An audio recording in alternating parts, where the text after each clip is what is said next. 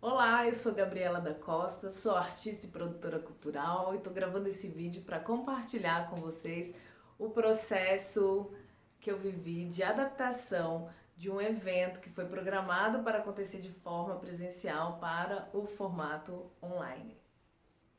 Eu acho que a edição podia ir colocando uns negocinhos aqui, ó, em algum lugar aqui, ó, nesse branquinho aqui, ó. Em 2019, eu e meu parceiro Miguel Saf, nós escrevemos um projeto de um encontro de palhaços para acontecer na cidade de Mogi das Cruzes, intitulado A Graça da Rua.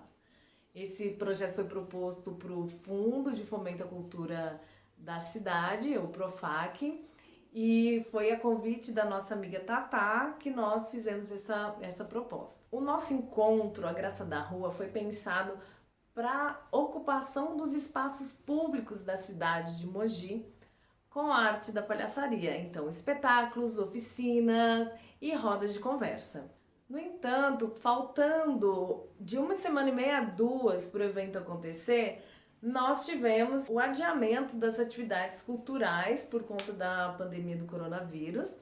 Nós perdemos todo o nosso material gráfico, que a gente já estava em fase de divulgação, todo o trabalho desenvolvido pelo designer, mas era isso. A gente parou, vamos aguardar ver o que acontece. Não havia mais perspectiva do retorno às atividades presenciais. É aí que nós começamos, né, ali depois já passou um mês e meio, nós começamos a debater a possibilidade de realização do evento de forma virtual. E após muita conversa, de analisarmos todos os pontos, nós decidimos que poderíamos sim fazer. Para que essa transição acontecesse de forma coerente, levantamos várias perguntas, fizemos algumas perguntas que nortearam o nosso processo de transição aí para o virtual. E eu vou compartilhar com vocês essas reflexões. Como manter a qualidade de uma experiência presencial no formato online? Porque lembrando, nós estamos falando de um evento de rua, palhaçaria de rua. Como nós faríamos para manter uma certa proximidade do artista com o público? Quais os melhores formatos de espetáculo para essa telinha, né? Espetáculo ao vivo, espetáculo gravado? Quais as melhores plataformas? Quais as ferramentas existentes, né? Começa a fazer todo um levantamento dessa realidade que não era a nossa até então. Como proporcionar um ambiente formativo efetivo, né? Oficina de teatro feita online. Hoje em dia a gente já vê muito, mas até então eram poucos que estavam se arriscando. As redes sociais, que antes para nós eram vistas como um meio de divulgação do nosso trabalho, essas redes sociais passam a ser os locais onde nós e as plataformas é onde nós vamos executar o projeto. Instagram, YouTube, Facebook, o que mais? Praticamente foram essas que nós utilizamos e o WhatsApp foi mais para divulgação. Precisamos ficar atentos naquele momento quais eram as ferramentas que estavam sendo utilizadas. Esse momento foi muito importante porque responder de fato a essas perguntas, que talvez hoje pareça um pouco mais simples, talvez nem tanto para quem ainda não fez evento online, mas essas e outras perguntas, eu trouxe essas aqui porque foram as principais, precisaram ser respondidas com muito cuidado para que esse novo formato surgisse. E aí eu vou compartilhar agora como foi a execução do evento de forma online. O evento original ele estava previsto para acontecer em apenas uma semana. E nós refletimos que isso não seria efetivo quando ele se transformasse no evento online. Porque concentrar toda a programação em poucos dias, nós perderíamos muito em público. Porque veja bem a diferença, um evento ali presencial, um espetáculo está acontecendo de manhã num bairro, de tarde tem uma roda de conversa no centro cultural, aí à noite tem um espetáculo na praça. Então tem uma dinâmica de transição do público e também o público que você atinge localmente, né? Porque são regiões diferentes da cidade, cada local ali com o seu público.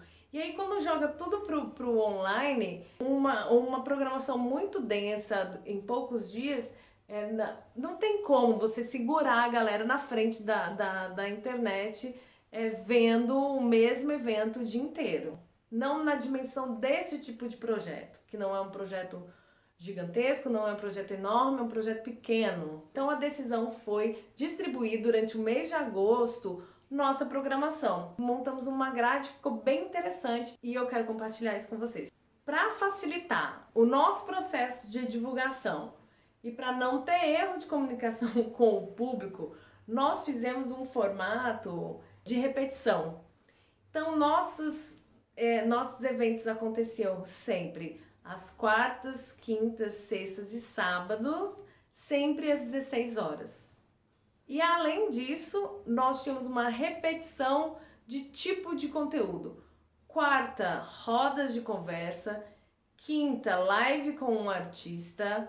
Sexta, oficina. Sábado, espetáculo, ou ao vivo ou gravado. E isso foi um ato de generosidade, não só com a gente que já estava ralando pra caramba, mas também com o público, para não haver dúvida. Ah, o que é 16 horas? Que é não, quarta é roda de conversa. Não, os espetáculos estão todos no sábado. Tá, não. É uma forma de você facilitar também.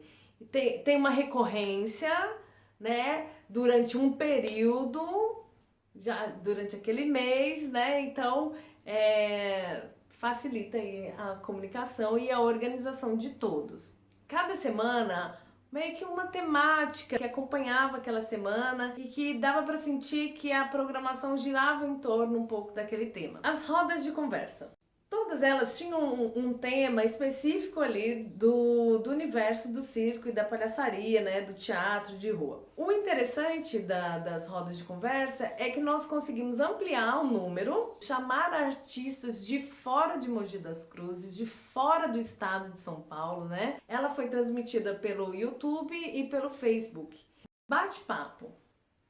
E aí, aproveitando essa enxurrada de lives no Instagram, as lives de quinta-feira eram os bate-papos com os artistas que iriam se apresentar naquela semana, né? Criando aí a estratégia de aproximação do público com esse artista, essa interação.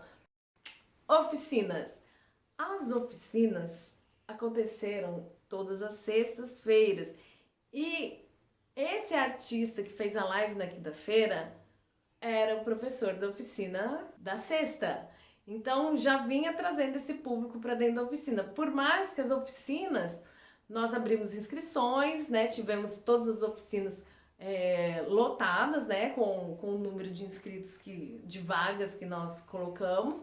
Né? E esse artista vinha então fazer um trabalho ali de 2 horas, essa vivência com os alunos. E nessa época foi muito interessante porque os artistas ainda estavam em adaptação do processo de transformar a sua docência para o online, né? Então foi um desafio também para a galera que deu oficina de teatro e palhaçaria online fazer essa adaptação aí dos jogos, né? De como iria fazer a interação. Por isso muito importante conhecer a ferramenta antes e tal. Espetáculos. Os espetáculos no sábado foram feitos de 3 formas diferentes. Transmissão ao vivo. Ao vivo que eu falo assim, a pessoa atrás da câmera fazendo espetáculo junto, entendeu? Na hora mesmo.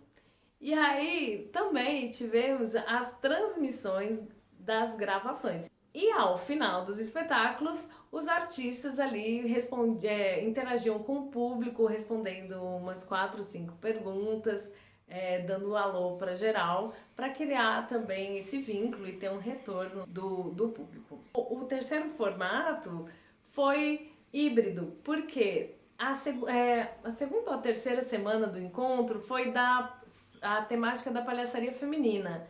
E nós abrimos inscrições para que as pessoas enviassem os seus números, né, para apresentar no cabaré. E nós montamos aí uma certa dramaturgia aí do cabaré. E eu, palhaço tranqueira, e a Titica, Dagmar BD, fomos os mestres de cerimônia ao vivo. Loucura! Isso foi uma coisa interessante, né? Porque a Dag estava num lugar, eu estava no outro, mas a transmissão, quem estava transmitindo estava em outra cidade. Hoje em dia é muito comum para muita gente, mas pra gente na época, meu Deus, o que é isso? Isso é possível? É muito importante falar que foi um evento pensado para acontecer numa cidade, que é Mogi das Cruzes, para enriquecimento e para troca e para compartilhamento, vivência e etc. Da cultura da palhaçaria local.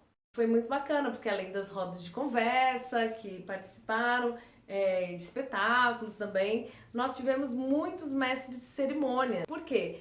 No evento presencial, os mestres de cerimônia são aqueles palhaços, aqueles artistas que chegam antes e é que eles fazem esse esquenta, que o público tá ali chegando, ainda tá comprando a pipoquinha, tá sentando e tal, não sei o que, aí entra esse artista que faz com que o público já mude o foco e ele faz toda essa convocatória. E aí manter esses mestres de cerimônias online, pensamos assim, não, vamos mantê-los antes dos espetáculos, porque é sempre às 16 horas, mas até que a pessoa às vezes conecta, cai uma conexão, nanana, a gente tem esse tempo, esse artista chegando antes, que foi de forma gravada. Os mestres de cerimônias também gravavam pequenos números que foram usados na divulgação aí durante esse mês aí de evento. Foi muito importante a adaptação toda da equipe. Nós éramos uma equipe pequena, então um projeto de baixo orçamento. Então na produção eu coordenei esse projeto, Miguel e Tatá na área da comunicação e na Home na assistência de produção. Então uma equipe bem reduzida ali nessa parte de produção. Na parte técnica nós tínhamos o Elias no projeto original. Ele é responsável pelo registro audiovisual, então nessa adaptação ele se adaptou para ser o cara que tomou conta de todas essas transmissões aí do evento. E o Jorginho, que é um grande fotógrafo da cidade e designer gráfico e que nessa versão online ele ficou por conta mais essa parte de design gráfico, porque nós não tivemos a parte da fotografia.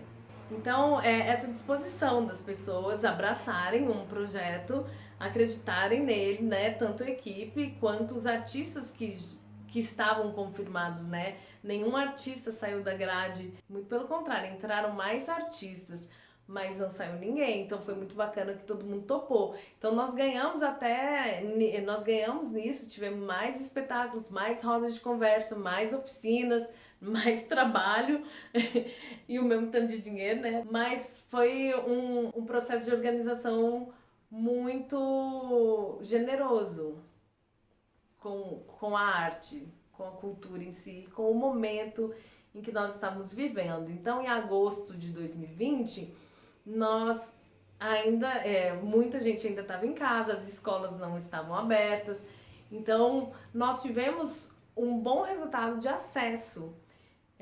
Estrategicamente, o mês de agosto foi pensado porque é um mês que você já veio de junho, as festas juninas, julho, as férias, e agosto é aquele mês, vamos falar que é meio morto, mas é aquele mês meio, né, que as pessoas ainda estão num outro clima, não tem tanta coisa acontecendo. E aí, quando a gente pega o mês de agosto para fazer o evento, a pauta da imprensa local foi toda nossa, né, nessa parte cultural, porque era o nosso evento que estava acontecendo na cidade. Então foi bastante divulgado em rádio, na televisão, a gente deu bastante entrevista, isso foi muito legal. Fazendo um panorama geral, assim, uma avaliação geral, foi um evento muito positivo, né? Que teve um resultado muito positivo. Nós tivemos público em todos os eventos, nós tivemos interação do público em todos os eventos, tivemos as oficinas lotadas, então nós alcançamos nosso propósito de fazer com que esse evento tivesse um caráter de encontro, né? Até mesmo por trazer um pouco desse fio que ia carregando esse público, pelas temáticas, a live do artista encaminhando ali para a oficina e finalizando ali no espetáculo no sábado. e ver o público transitando aí nesses eventos. E isso foi legal, legal para dar. Algo que tem que ser analisado é qual que é o engajamento hoje, né, para esse tipo de evento. Analisar qual que é o perfil desse público mesmo e como tem interagido. Será que o público já não está cansado desse formato, né? Tá todo mundo querendo já outras vivências, né? Porque esse contato direto com o artista, ele nada substitui, né? Nada, nada substitui a rua, o cachorro passando, o bêbado tropeçando, o pipoqueiro, nada substitui isso, né? Por mais que a gente tenha tido todo o cuidado para fazer essa adaptação para online, nós temos noção das perdas, né? Das qualidades e das experiências que nós perdemos, apesar de ter ganhado outras. Um projeto pensado hoje responderia outras perguntas. Qual esse pensamento? Qual é a equipe para esse tipo de trabalho? O tempo de duração? Que tipo de evento? Acho que hoje a gente já tem condição de avaliar o engajamento do público. Será que um evento hoje, como é que está o público dos eventos? Como é que está o público das lives para esse tipo de conteúdo, né? E aí eu tô falando mais do universo do teatro, da palhaçaria. E mais um grande agradecimento para todos os artistas que participaram da Graça da Rua, que abraçaram esse projeto, que a próxima edição, nós não fizemos edição em 2021, porque nós queremos, na verdade, né, eu espero que um dia esse projeto vá para a rua e aconteça no lugar que ele foi pensado para acontecer. Hoje em dia não descarto, né, a possibilidade desse formato híbrido, porque eu acho interessante, achei muito bacana alguns ganhos que nós tivemos. Então, de repente, se eu fosse escrever uma proposta agora, talvez eu pensasse aí numa Graça da Rua presencial, mas com alguns eventos online, porque ó, trazendo o melhor de cada lado aí. Esse vídeo está sendo gravado com recurso da Lei Aldir Blanc. Foi extremamente importante, uma conquista da classe nesse sentido. Infelizmente, essa lei tem o nome desse artista porque ele faleceu devido à Covid-19 e nós tivemos não só essa perda do Aldir, mas de tantos outros aí no nosso meio. E é isso. Você pode ficar off, porque senão eu vou chorar. Falar do Aldir Blanc, cara, doeu demais. Aldir Blanc é um artista que eu admiro muito, que eu aprendi a gostar desde pequena e que eu amo a obra dele. Então, se você achou interessante esse vídeo, quiser trocar uma ideia sobre o assunto, coloca nos comentários. Quem sabe eu me empolgo, faço outros vídeos falando de produção e contando outras histórias, outras coisas. E é isso.